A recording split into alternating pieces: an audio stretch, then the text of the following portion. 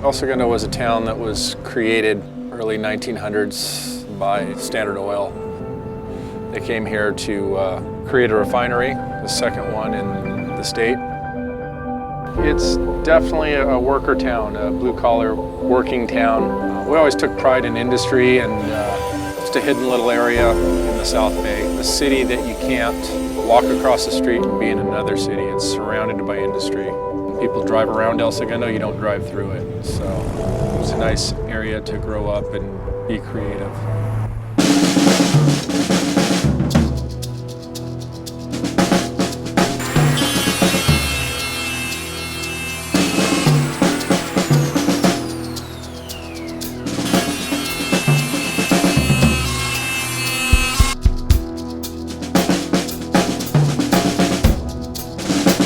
Well, I think the tough thing over the years for me when I was doing a lot of traveling, the surfing aspect, as long as I was surfing all the time, I was fine. But that downtime was frustrating because, if I'm not surfing, I would prefer to be working with my hands. I would say function. I mean, that's what I'm really focused on. It's got to look a certain way, but you can dress up your board. It's more about the guts and the function of the board rather than the artfulness of it, I guess.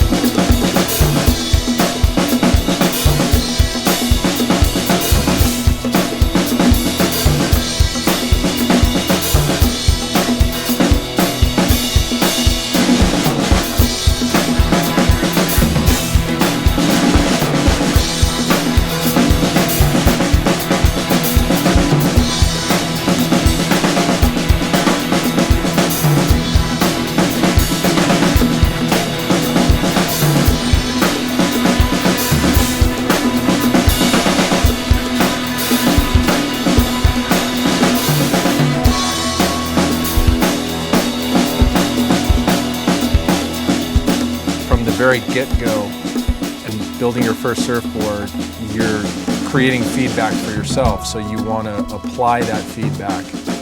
So that goes directly to the function aspect.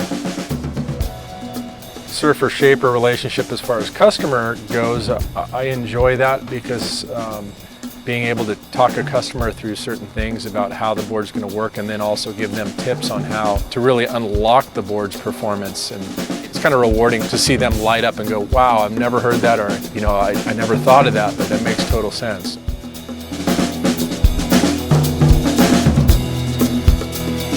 I'm still learning about perfecting board building, but it's kind of plateaued a little bit. There's just a slow incline. So I've kind of fed my brain by getting into other things that I know less about, but require using my hands, and kind of like shaping, whether body work or metal work. I've got so much more to learn, so that learning curve is a lot steeper, which is keeping me stoked. It's inspiring me to get to the next level. And when I get stoked off of that, it allows me to go back into the surfing part of it and be just as stoked. So it's being creative regardless of what you're doing.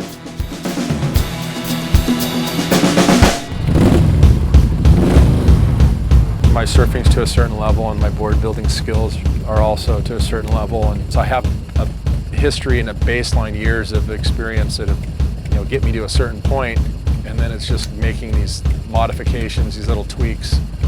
I'm not trying to create the perfect all-around board. I think you need a quiver. I think you need to look at different waves and decide which boards can work, and then hopefully have a board that works properly for each condition.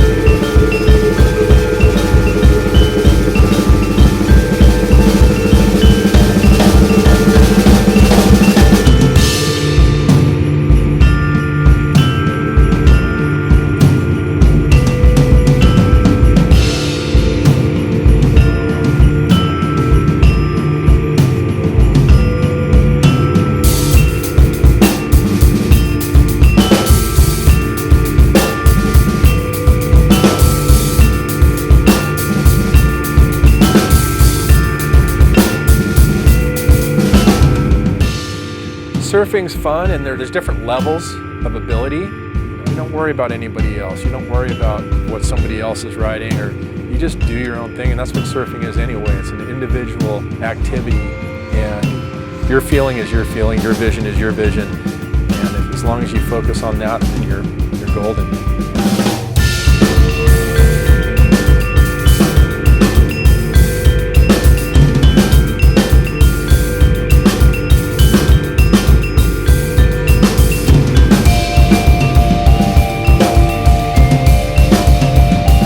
I just prefer to keep my hands busy. That's definitely when I'm the happiest.